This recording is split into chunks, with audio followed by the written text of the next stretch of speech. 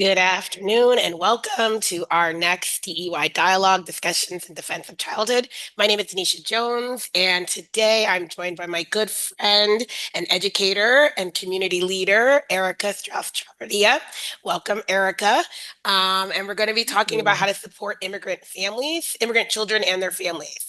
So I asked Erika to join me because she runs an amazing community organization. She's the founder and executive director of Columbia Community Cares, and they provide food. I know mainly food, but mainly other things as well to her local community. And Erica, the former high school Spanish teacher for what, over 12 years, 15? Yeah, yeah. Yeah, long Crazy, time, crazy. long time. So I wanted Erica to join me for today's conversation. So welcome. Thank you so much for having me. I'm excited to be here. Awesome. So these conversations are just our ways of like reaffirming our commitment to protecting young children and their families. And so we just have these really nice little short dialogues. So as we know, there are lots of terrible things happening right now in the United States across the country to immigrants. But I think what gets lost in all of this, I mean, some people are noticing this directly, are young children, right, who are either immigrants themselves or their parents are immigrants, and they're getting caught up in this outright attack on immigrants by the current administration. So, can you share a little bit about what immigrant children and their families are facing right now? Absolutely. I mean, bottom line is absolute fear. The with what we've seen, just this unleashing of ICE in various communities with really no safeguards for people at all. And the increased partnerships between ICE and the National Guard, the police, FBI, Park Police, all of these entities that are all partnering together. We've just seen absolute chaos when it comes to ICE agents or those posing as ICE agents, um, it, uh, you know, going into communities, grabbing people off the streets, going into various workplaces, taking people. We're seeing citizens and non-citizens alike being taken. Really, it's like a free for all, and it's very scary. It's very terrifying. And children, those who are immigrants, as you mentioned, or even those who are citizens but in mixed status families, are really bearing the burden of just anxiety, fear, and it's causing detrimental effects to their quality of life and also access to education. Even if we saw a decrease in immigrant families even going to school when this all started, but even those who are attending school regularly, the young people cannot learn and children cannot learn when they're dealing with heightened emotional states, right? And that fear and anxiety and that worry all day long. And so, it's really education is being interrupted for these kids, and especially in communities where there may not be kind of school doesn't actually feel like a safe environment for them. It's even heightened in those circumstances. We're seeing children being taken from their families and having to go to court alone. Mhm. And we're also seeing, people being swept up and going to court, and the fear of even showing up, even if you're not being taken by ICE at the moment. There is a huge fear for those who are, following the procedures, who are supposed to have court dates to show up for whatever status, or whatever the issue is, not wanting to show up to court because we know that agents are waiting at court to detain people who are Yeah. showing up and doing the right thing, quote unquote. The fear of going to regular court dates for status hearings or Mhm. regular hearings. We're seeing a lot of immigration judges are really speaking out and saying, and also resigning because they can't do their jobs, knowing Mhm. that ICE agents are waiting for people at court. And Yeah. one of the things that they've been recommending is to have observers. And one of the things that really helps is we've seen videos all across social media of communities stepping in, Yes. physically Yes. stepping Mhm. in to stop Mhm. ICE agents or those pretending to be To ICE. be You never ICE. know if Yeah. they're actually ICE or not. There have been several Um, instances of people pretending to be ICE, yep, and you don't know because they're all masked and they don't produce IDs. exactly. They don't And show their so, faces ever. yeah, yeah. And so, cowardly, right? And Mhm. so, you know, and then we have babies that are seeing all of this Yeah, happening. And yeah. in large immigrant communities, there is a tremendous fear. And then also one thing that I've realized is even in my own community, like we have folks that are posting with good-hearted, like well-intentioned people saying, "Hey, we're seeing notifications of ICE in this neighborhood. Beware, beware." But then it's really hard to verify if what is true and what's not because Mhm. the fear of taking a picture or documenting it and posting the video. We really need people to those who are courageous enough and who don't have to bear the consequences, like those who they themselves are not going to end up in immigration proceedings or Yes. being detained.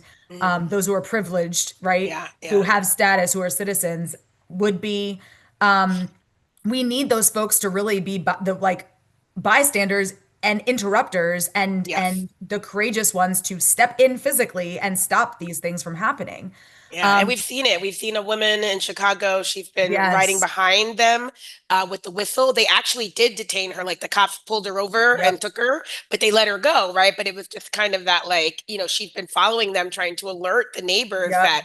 these people are coming. And so, yeah, we've heard more and more stories about people, and they might get detained, but they're usually let go very quickly. Right. It's a scare Exactly. tactic, right? Like, but they know they Exactly. really can't stop you, and so those things do help. I have also read reports in Chicago schools on alert. Like they Yes. have they Oh have my people gosh. who will like walk the kids to and from school because their Yep. parents can't do it because their parents are too afraid to leave the house, and that sort of thing. And so how do you get kids into the building? You need Yep. volunteers. You need volunteers to like be there and be the person that's going to make sure that this child's going to get from point A to point B. And that's a Right. tough thing to do, but it's an It important is. thing to do. Can you imagine walking a Absolutely. child, like a stranger pretty much, just like, Yep. hey, I'm gonna here and help you get home because the world is Yeah. terrible right now, but how But was we your need day? more. We need that. We need that. And Yeah, yeah. also, like one of the other things that's really terrifying right now is that, we used to do we still do, Hmm. and will continue to do know your rights trainings, Yes. but we know that like law is not being followed when it comes to No. people's rights. So Hmm. even if we say, these are all the things that you can do, these are all of your rights. This is what you can do if ICE comes here, if ICE goes to your door, if ICE comes to your car. But we've seen over and over and over that those laws are not being followed, right? And No. even when we say in my organization, which I can talk about in a little bit, even you know just documenting an incident that's happening could potentially lead to some legal case, right? Hmm. But Hmm. even legal cases right now, there's no limit anymore, are Yeah, just the being thrown administration is out. not following the law, so you Not at can't all. guarantee a judge will rule and Right. say, don't do that, and then kind of do it anyway. So Exactly. it's really difficult as a lawyer, as someone who believes Yep. in the law as a tool for justice. You're like, but not if you blatantly ignore it, and there are no Correct. consequences for blatantly ignoring it at this point. So Absolutely. yeah, Absolutely. yeah. So will you tell us a little bit more about your organization, because you're, been doing this work for years, and really, and this is the type of community work we're going to need across the board, as things continue with the government shutdown, other things, but to really support families, right? Because that's what you were doing, and that's what you've always been doing. So tell us a little bit about that. Right. Thank you. So my organization is Columbia Community Care.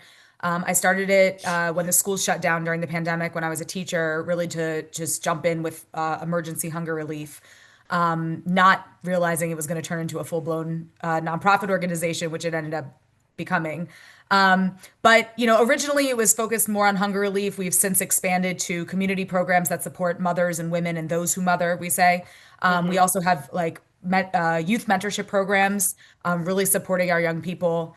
And just trying to we listen to what the community needs are and we respond. That's really, how we determine what services we're providing, what programs we're doing. And so we have three in-person food distribution sites on Saturday mornings at three different locations in our community. And then we also have a free delivery service that goes anywhere in our entire county.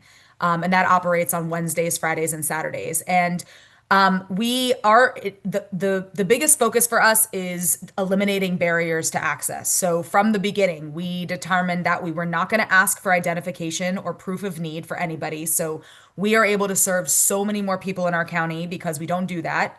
We don't follow these federal guidelines that require you to qualify for social services. We don't do that.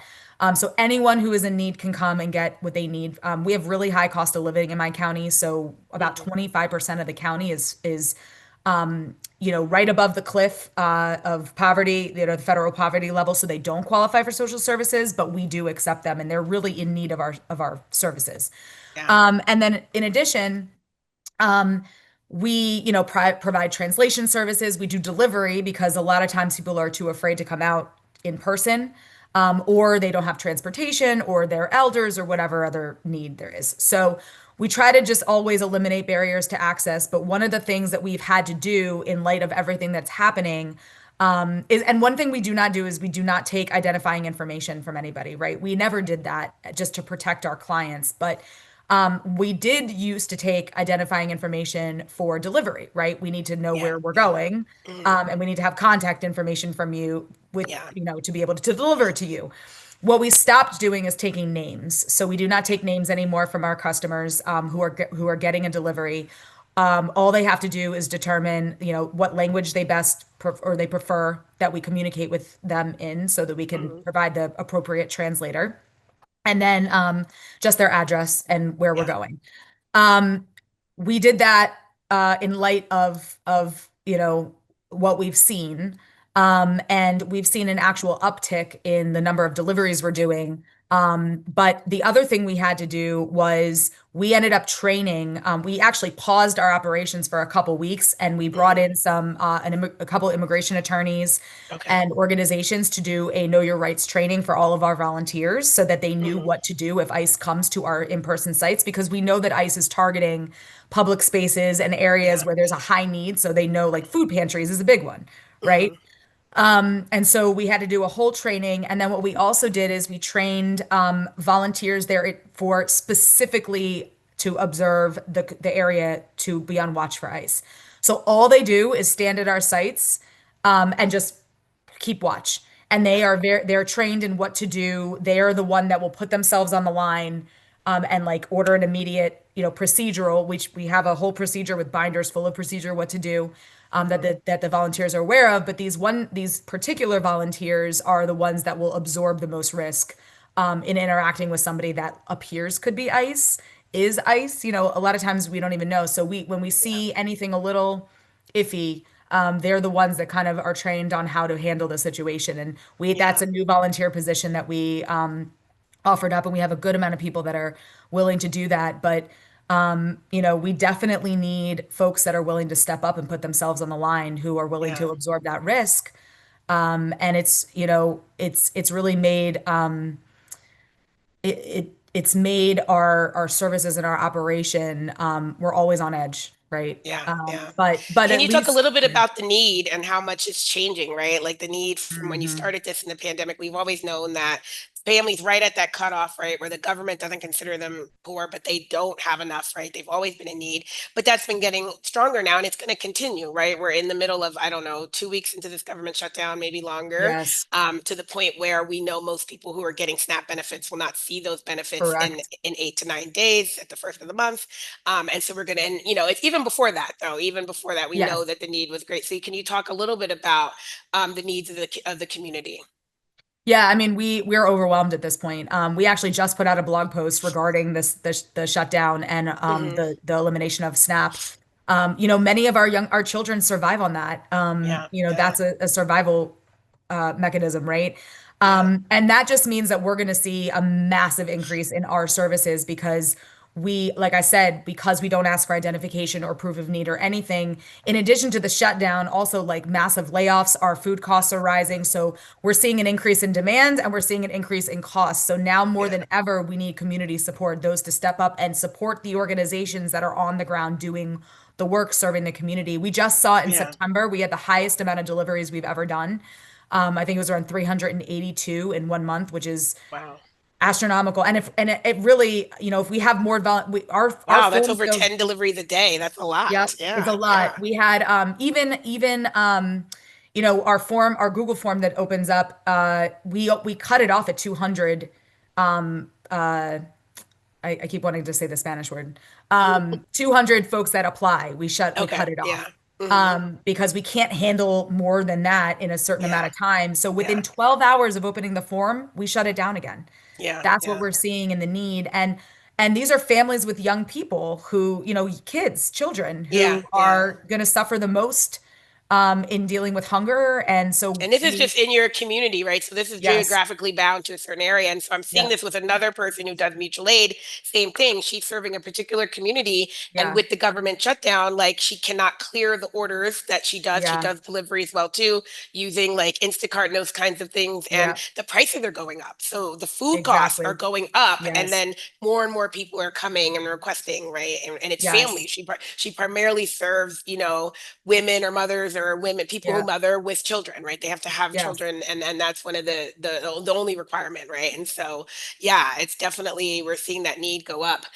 So you talked a little about needing more volunteers, needing monetary donations, of course, volunteers. What are some other things that folks can do right now that you would recommend to kind of support immigrant kids and their families? I would say seek out the organizations in your own community that are already doing this work. There's no need to start your own organization. Like there are plenty of organizations that have been fighting for immigrant rights for a very long time and are trained and know what they're doing and who need the support right now. So I would say number one, find out what organizations are already in your community doing this work. I think if you already are a part of an organization, partnerships and collaborations are incredibly important. My organization, everything we do is in partnership with other organizations. Like I said, we had a training for my volunteers, a Know Your Rights training for them. That was in partnership with another organization called Luminous, which is our premier immigrant organization in our county, doing the work for immigrants. But finding those partnerships, finding those relationships, and then really, like I said, putting yourself on the line physically. Being these interrupters, these defenders. We had folks yesterday. Who saw the post that someone had said there's ICE agents in this area, and like multiple people at that point said we're on our way over to fact check, right? Yeah, We need yeah, those folks to step up and do that. We need not just like passive bystanders. We need you to be interrupters on the ground physically, putting yourself in between yeah. ICE agents and a community, right? And Um, sometimes we've seen it's just that person asking the questions, right? yes. Respectfully behind the line. They're not just letting them do what they're doing. They're asking them questions. Yep. Who are you? Where are you taking them? Why are you taking them? Getting the person's name. That's Yes. important to get their name back so then we can let their Yes. families know. There was a report not too long ago of a found toddler. And I said, how much do you want to bet their parents were scooped by ICE? Yeah. And this kid got left behind. You don't just find Yes. toddlers roaming the street, but that's what's happening, right? Because Yeah. no one's paying attention. There could be a kid hiding in the car while their parent is being dragged out, and we know the cars are being left on the street. Like, who's to Yep. say that a child's not being left behind? So just being there, documenting it, talking out loud. Again, it doesn't mean you have to go in there yelling and screaming but being, Right. being that voice of reason sometimes, right? Right. Just knowing that another person's watching and filming and recording and asking you questions and lucidly remembering all of the details, Yep. which will need to come up when the lawsuits are filed because they will be Absolutely. filed, right? That kind of Yep. things I think are super important to these movements, and we're seeing people Document, do record, those. record, Yes, record, yes, record, record.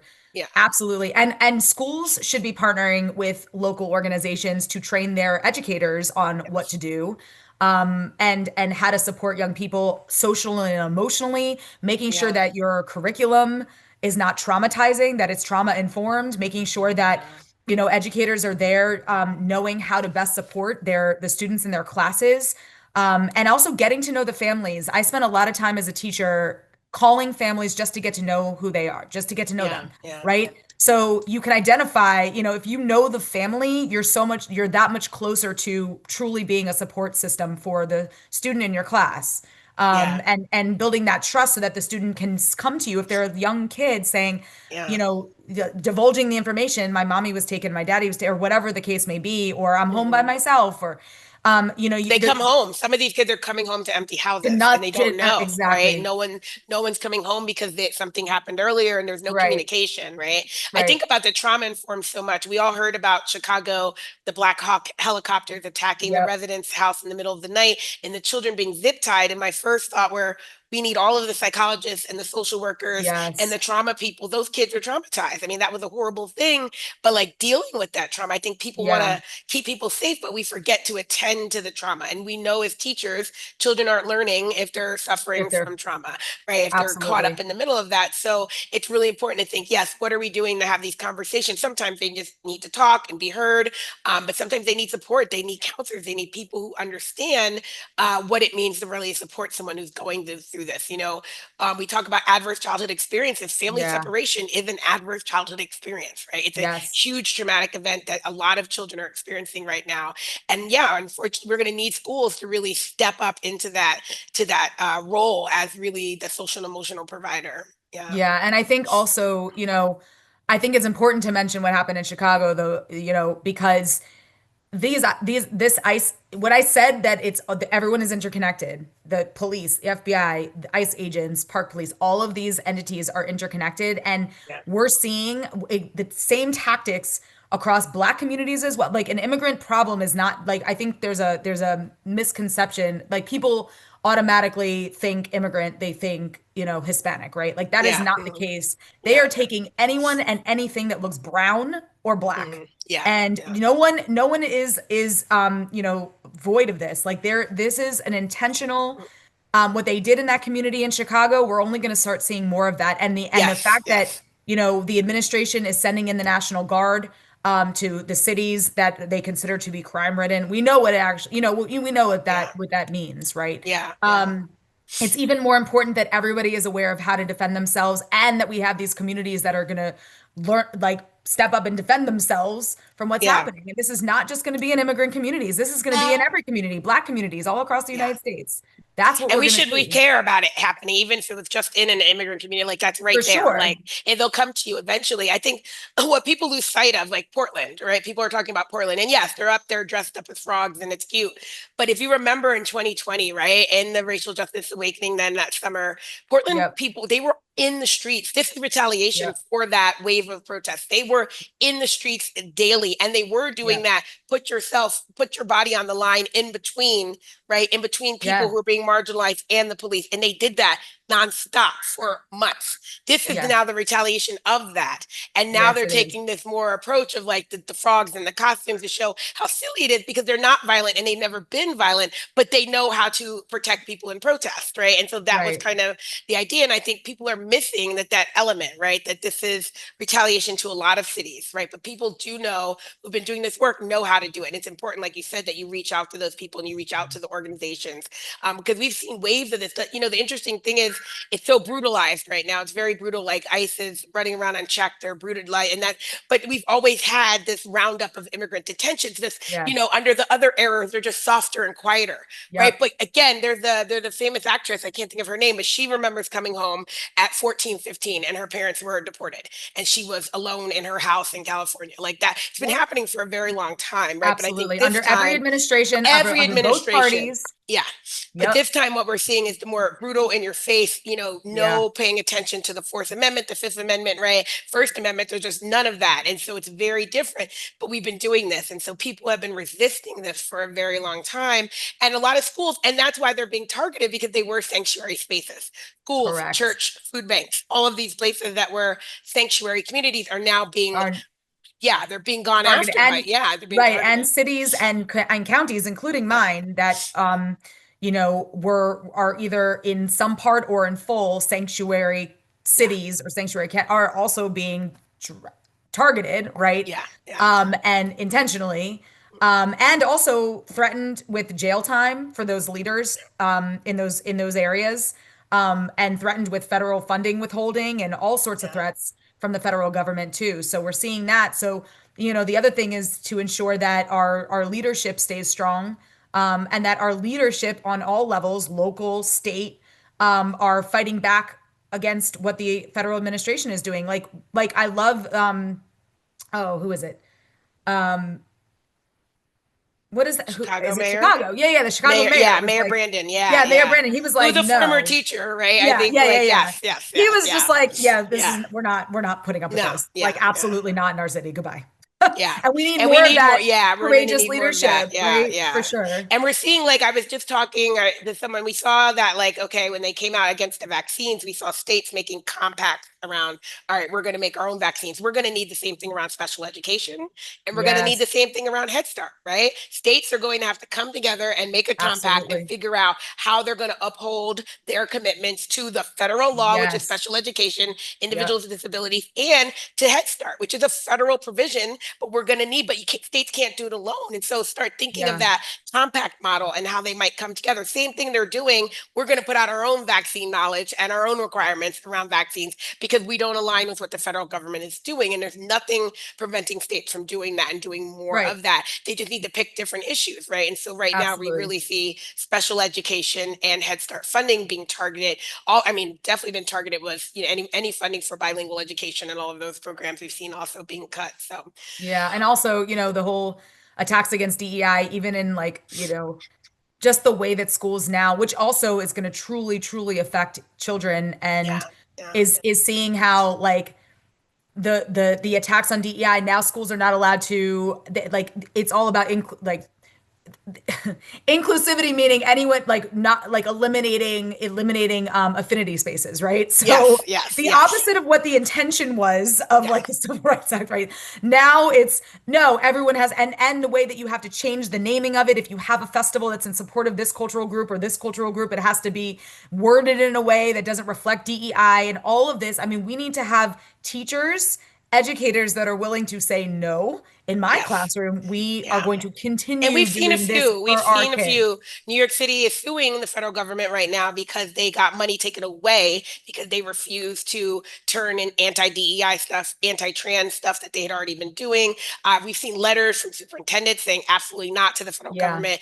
You know, the colleges, there were 8 colleges requested to join this special conservative pact. And most of, I think all of them have said, no, like, we're not yeah, doing that. So again, it's those kind of concerted efforts. We need to hear more of the people who are just standing up, right? We at Defending the Early Years launch, diversity is not divisive. Check out these resources, right? Like, yeah, because yeah, we got to yeah, like push back on this language, right? for Like, diversity sure. is not divisive. There's nothing wrong with honoring and celebrating and affirming the diverseness of, you know, the human people and our Absolutely. experiences. So yeah, it's going to take that kind of fight. Well, Erica, thank you so much for Thanks joining for us and joining me. having Of this course. conversation, and thank you for all the work that you continue Thank to do. you. Please check out Columbia Community Care. I follow you guys and get to see all the great Thank you. stories and the great work that you're doing. And if you're doing something like this in your community, please amplify the voice. Sent us. Let us know that you're taking care of young children and families. You're helping them out, and we'll be happy to shout you out and get some more support your way as much as possible. And yeah, let's remember that we're really going to have to think about the trauma informed needs of our community and our young children and their families moving forward.